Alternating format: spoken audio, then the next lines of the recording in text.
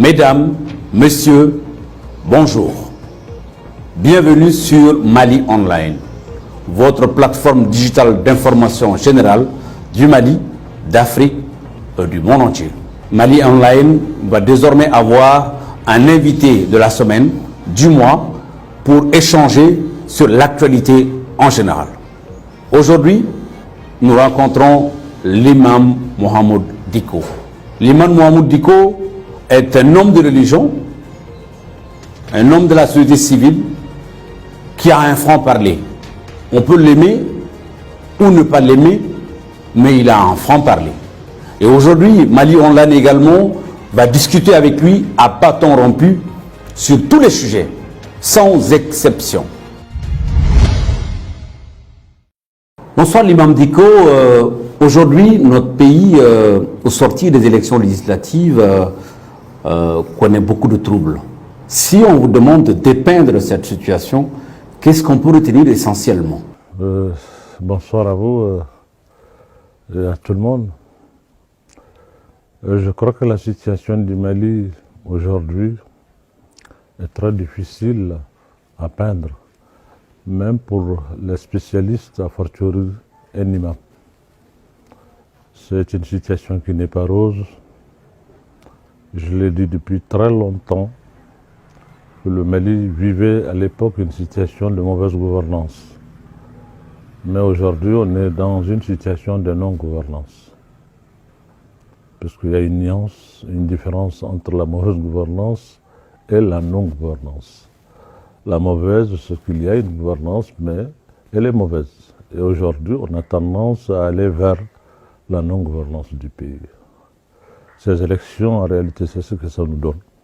Et la situation du Mali, de façon générale, nous donne un État qui n'est pas gouverné, malheureusement.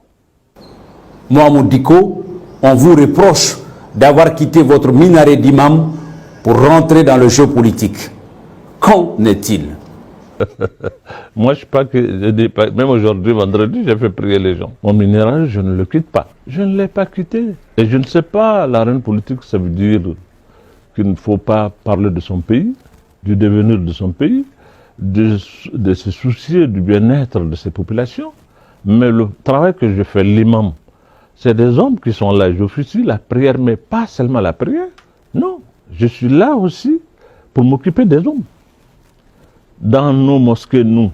C'est ça, je dis à d'autres, quand ils ont parlé de fermer les mosquées, ne pas les fermer. Je dis attention, nos mosquées ne sont pas seulement des lieux de prière. C'est pas seulement le culte cultuel.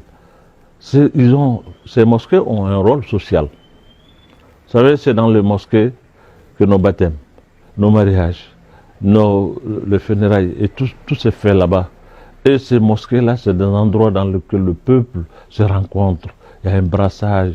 C'est là-bas que tous les jours, et après chaque prière, peut-être il y a une dizaine de personnes qui se lèvent, qui demandent mon problème d'ordonnance, qui parlent de je n'ai pas eu quelque chose à manger, qui parlent de ma location, etc., etc. Donc, nous jouons beaucoup de rôles. Ce que le politique fait, c'est à peu près ce qu'on fait. Si le politique est politique, parce que politique c'est fait pour le bien-être des hommes, c'est pour que la cité soit bien dirigée, si c'est cela la politique. Mais nous partageons à peu près les mêmes préoccupations.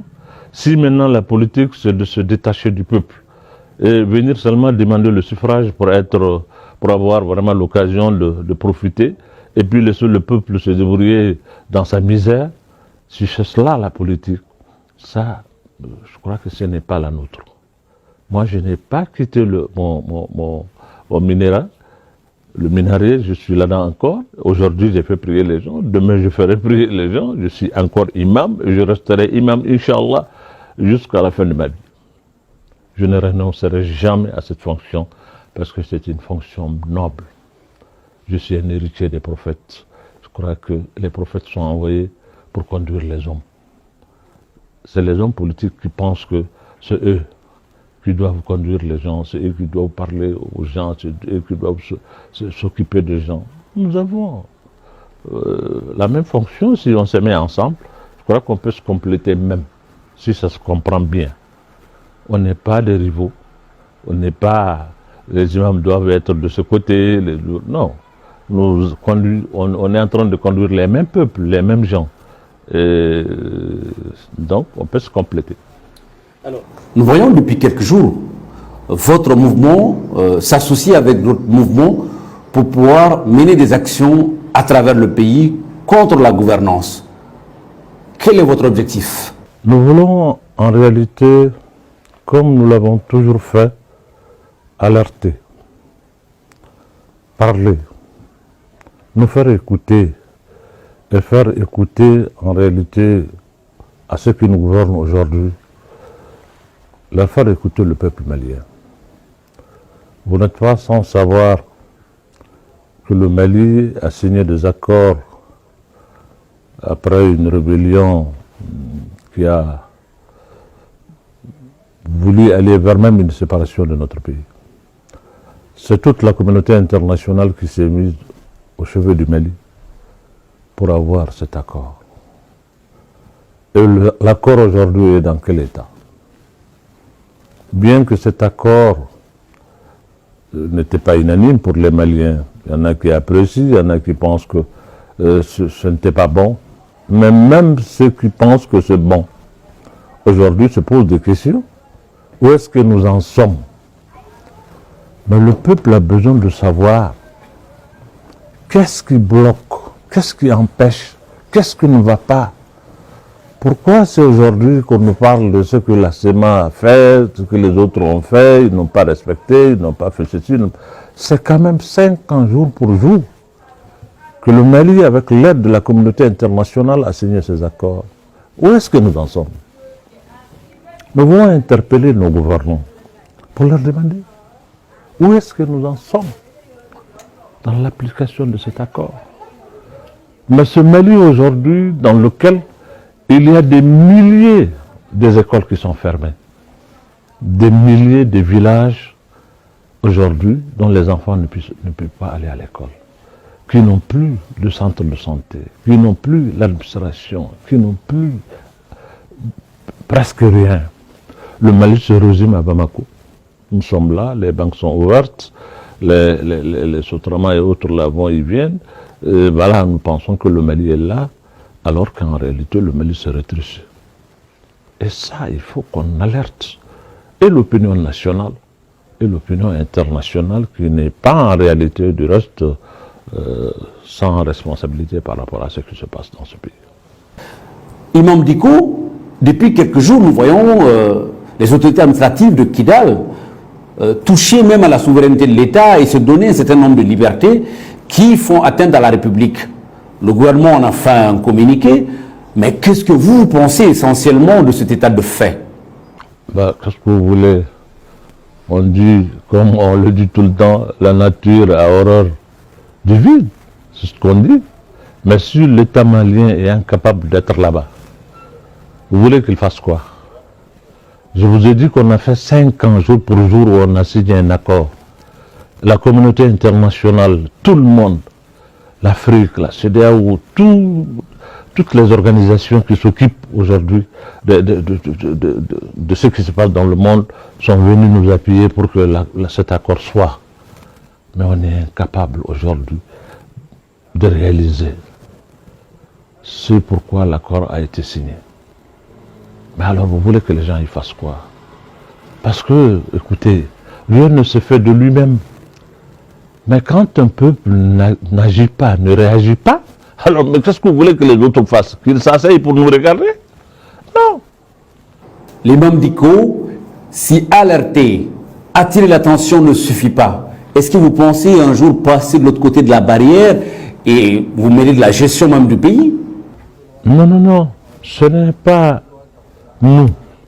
Nous sommes une composante de ce peuple. Nous alertons, nous parlons, nous participons à l'éveil des consciences de notre peuple. C'est ça notre rôle. Notre ça ne suffit pas. Ça ne peut pas ne pas suffire pour ce peuple. C'est une grande nation, c'est un grand peuple. Moi, je crois encore en ce génie, le génie malien. Je suis sûr que si on l'interroge, on trouvera la solution. Mais le peuple est mis en marche. dans la gestion de la cité. C'est ce qu'il ne faut pas. Mettre ce pays, écoutez, le peuple là, le mettre en marche et chercher à trouver une solution pour ce même peuple, ça ne marchera pas. Il faut interroger le génie malien. Nous sommes un grand peuple, nous sommes une grande nation. Nous sommes bâtisseurs de grands empires, de grandes nations, de grandes royautés. Nous ne sommes pas un peuple comme ça. Je suis sûr et certain que ça est en nous, c'est enfui en nous. Nous avons la possibilité, nous avons le génie pour trouver la solution et sortir de cette situation. Imam Mohamed Dicko, ne pensez-vous pas que la plupart des problèmes que nous connaissons aujourd'hui découlent d'une révolution de 1991 mal maîtrisée? Est-ce que les enfants de la révolution n'ont pas mangé leur propre révolution ou la révolution a mangé ses propres enfants? Bon, moi j'ai toujours dit, c'est vraiment ma façon de voir les choses, je pense que notre révolution a été confisquée. Cette révolution n'a jamais eu à s'épanouir. En 1991, quand il y a eu la révolution, j'étais là. Je suis un témoin et un acteur à la fois. Donc c'est fait devant moi. Les mêmes acteurs qui étaient de l'autre côté qu'on qualifie de dictateurs, mais il y a eu seulement une transposition de la chose, ils se sont reconvertis, sans transition, pour être des démocrates. Et on nous a servi une démocratie en vrac. Il n'y a pas eu de processus de démocratisation de la vie publique du Mali. Les gens se sont précipités, ils ont fait la ruée vers se servir des gens affamés qui ne veulent que manger, c'est tout. Et malheureusement, c'est ce qui a été, c'est ce qui a créé la rupture et qui a créé la cassure entre les gouvernants et les gouverneurs, entre le peuple et l'intelligence et l'élite de façon générale. Sinon, les gens ont cru en cette démocratie. Ils ont pris un autre but. Il y a eu beaucoup de morts, beaucoup de sacrifices, beaucoup de sang à couler pour qu'il y ait cette démocratie. Ben, si aujourd'hui cette démocratie, cet état de droit et tout ce qu'on nous a fait croire aujourd'hui est devenu comme ça, ce n'est pas la faute du peuple malien. C'est la faute de ceux qui nous ont vendu l'illusion pour nous faire croire en réalité que c'est l'état de droit, c'est la démocratie, c'est ceci, là, la dictature, c'est fini, gabegie, détournement, c'est terminé. Mais alors, ils ont fait pur. C'est ça en réalité le problème. Alors, si on continue à parler de gouvernance, qu'est-ce que vous pensez de l'Assemblée nationale sortie de ces dernières élections législatives, M. Dicko? Ben écoutez, cette assemblée peut être légale, mais légitime, elle ne l'est pas. Pas du tout. Il y a une différence entre la légitimité et la légalité. Si ça passe par la Cour constitutionnelle qui donne son accord, son aval, ben c'est un semblant de blanchissement. Je l'ai dit, depuis les élections présidentielles. J'ai dit, on assiste maintenant à un blanchissement du pouvoir. À l'époque, c'est l'argent que les gens blanchissaient. Maintenant, c'est le pouvoir. Dès que tu l'as, tu passes par la Cour constitutionnelle, et bien, si ça sort de ce côté, ils donnent leur accord, on dit que c'est légal. C'est un blanchissement. Ce n'est pas un pouvoir légitime. Il est légal. Vu vraiment les institutions et la constitution de notre pays, on ne peut pas nier que c'est légal, mais ce n'est pas légitime. Vous ne pouvez pas dire à cette assemblée, la qualifier d'une assemblée légitime. Pas du tout. En réalité, la Cour constitutionnelle, c'était pour formaliser la légitimité. C'est ça le rôle de la Cour constitutionnelle. D'abord, moi, je ne suis pas d'accord avec les tenants de notre pays qui ont accepté depuis de faire de cette Cour constitutionnelle et l'arbitre et le juge des élections. Ce n'est pas normal. La Cour constitutionnelle, son rôle, c'est de veiller sur la conformité des actes pris par l'Assemblée nationale ou l'État, leur conformité avec la Constitution. Et c'est cette Cour aujourd'hui qui se transforme pour être juge, pour annuler le suffrage des citoyens maliens, annuler leur choix pour dire que nous, on annule, on rejette votre choix. On ne vient pas. Moi, je pense que si l'élection n'était pas bonne, il faut la remettre en cause, demander, renvoyer les gens pour aller encore au juge qui est le peuple. Mais que la Cour constitutionnelle se donne le droit de venir annuler et mettre fin au choix du peuple souverain du Mali, je crois qu'il y a un débat. Moi, je ne suis pas un juriste, je ne suis pas un homme de droit constitutionnel ou droit positif, je suis un imam. Mais de mon point de vue, il doit y avoir un débat par rapport à ça même. Imam Dicko, un certain nombre de Maliens, notamment vous, parlez de mauvaise gouvernance ou de gouvernance tout court. À ce niveau, si on vous demande de peindre la gouvernance de notre pays, qu'est-ce qu'on peut retenir essentiellement? Il y a eu la conférence d'entente nationale, il y a eu le dialogue inclusif, il y a eu énormément de choses, mais qu'est-ce que ça a donné? Qu'est-ce que ça a donné? J'ai parlé tantôt de l'accord. Vous saviez que pour l'accord, il y a eu le représentant du chef de l'État. Quel est son rôle? Qu'est-ce qui s'est fait? Qui sait aujourd'hui ce qui est en train d'être fait au Mali? Entre-temps, il y a le problème du centre aujourd'hui qui nous fait oublier presque le problème de Kidal et le problème du Nord de façon générale. Le président, il s'est donné, je ne sais pas qui l'a conseillé, je ne sais pas, moi je donne mon point de vue. Il nomme quelqu'un, un haut représentant encore, un ancien chef de l'État, pour le nommer pour le centre. Moi je crois que ça c'est une faute politique. Le président n'avait pas besoin de faire ça. Le centre, il y a un gouverneur. Le centre, il y a l'État, il y a l'administration, il y a les composantes de la société civile et tout le monde. Donc, tous les mécanismes étaient là, en réalité sont là encore, pour que nous puissions vraiment aller vers une paix. Mais quand le chef de l'État nomme un haut représentant pour le centre, ben, il consacre lui-même la division du pays. Peut-être que moi je me trompe, mais on a besoin de savoir. Aujourd'hui, il est là, ce haut représentant, avec son équipe. Quel est le résultat? Qu'est-ce que ça a donné? Mais le résultat, c'est quoi? Sors et tu demandes le citoyen lambda de ce pays. Qu'est-ce qu'ils ont fait comme résultat depuis qu'ils sont là? Mais rien. Et tous les jours que Dieu fait, ça se dégrade. Le Mali va vers l'abîme. Et il ne faut pas se cacher, vraiment aller. C'est la réalité, c'est ce que ça crève l'œil, ce qui est en train de se passer. On n'a pas besoin d'être un spécialiste ou un expert pour voir qu'aujourd'hui, le pays est en train d'aller dans une situation de non-retour. Et je pense que ça doit alerter tout un chacun. Nous devrons aujourd'hui, vraiment, avoir un sursaut. Un sursaut. Un sursaut ne veut pas dire que, bon, il faut dire au président de s'en aller et que l'autre, je ne sais pas, non. Le sursaut, c'est de montrer en réalité que ça ne va pas. Mais quand ça ne va pas, il faut savoir dire ça ne va pas. Pour qu'au moins on s'arrête. Aujourd'hui, on ne le fait pas. Dis-moi, quelle est la catégorie ou la couche sociale du Mali qui n'est pas divisée? Vous prenez l'armée, les mêmes problèmes. Nous, les religieux, nous sommes divisés. Les syndicats sont divisés. On a un problème aujourd'hui, c'est les communautés qui aujourd'hui s'entretuent. On est en train d'aller vers des situations où si on n'y prend pas garde, c'est le Mali même qui est remis en question aujourd'hui. Et ça, il ne faut pas se taire. Voir ça aujourd'hui, ne réagir pas, ne rien dire, serait une complicité historique et grave qui interpelle tout le peuple malien. Vous faites allusion très souvent également de corruption, de mauvaise gouvernance, de mauvaise gestion, d'affairisme.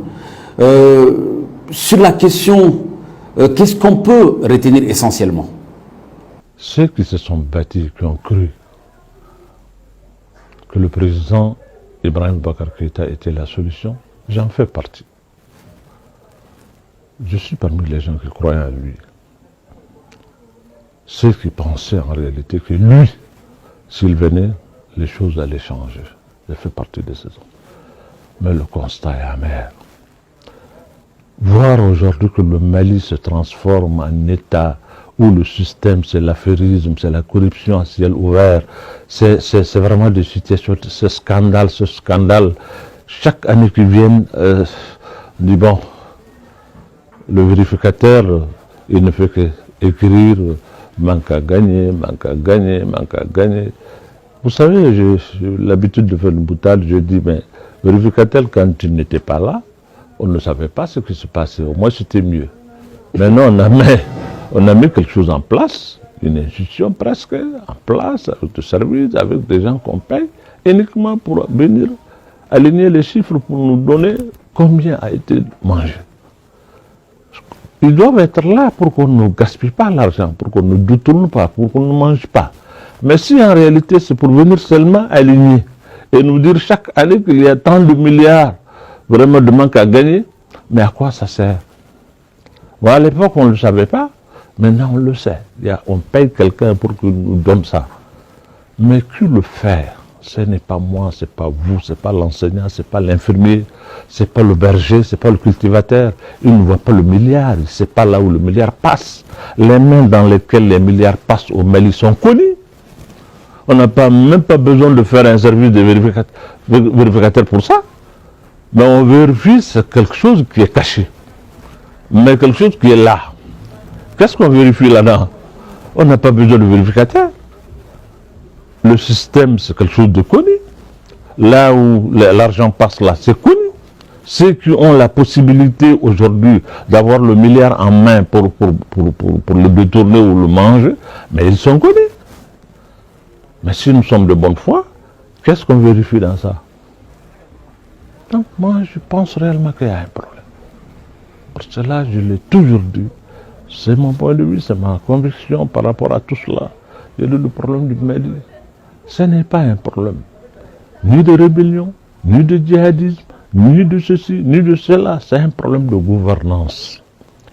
Cette gouvernance qui a failli, qui a donné le lit à tous ces maux dont le Mali souffre aujourd'hui. Alors, Imam Mohamed Dicko, une partie de la classe politique, l'opinion internationale, pense que vous avez une mainmise sur le pouvoir d'Ibeka, que vous avez une pression terrible, vous les religieux, sur lui, parce que vous l'avez porté au pouvoir en 2013. Qu'en est-il? Nous n'avons pas une mainmise ni une emprise. Non, je ne le pense pas. Non. Si on avait une mainmise et une emprise, ce qui se passe aujourd'hui ne le serait pas. Pas du tout. Ce qui est certain, c'est que nous avons donné. Nous, ce que nous pensons être bon pour le Mali à un moment donné. Nous avons appelé à voter Ibrahim Boubacar Keïta en 2013. Le projet qu'il avait n'était pas un projet islamique ou un projet religieux.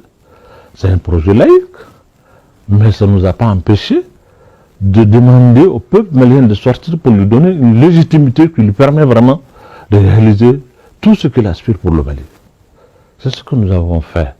Sachant que le peuple malien a été déçu. Il y a eu beaucoup de choses.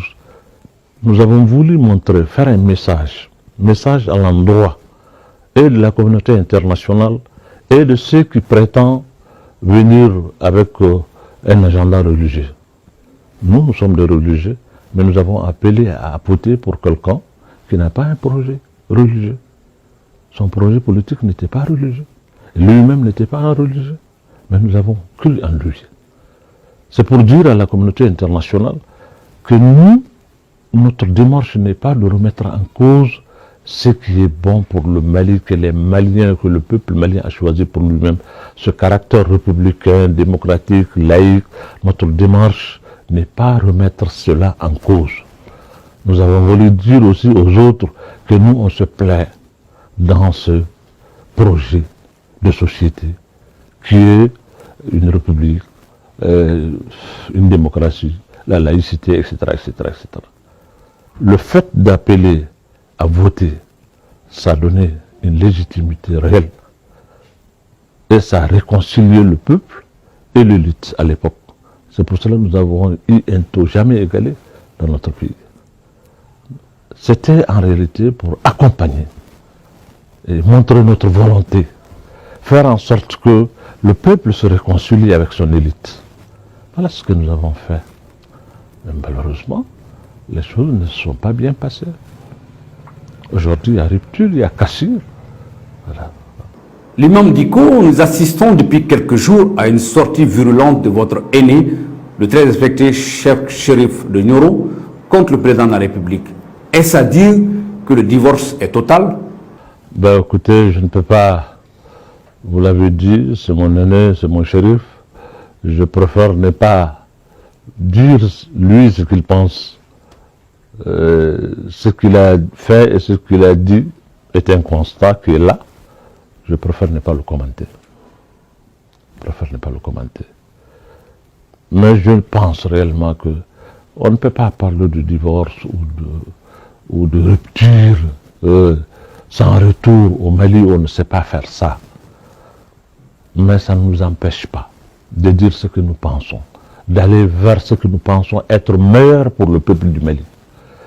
Aujourd'hui, le problème n'est pas un problème d'un homme ou d'un régime. Ce qui est important aujourd'hui, c'est le pays, c'est la patrie. C'est de cela dont il s'agit.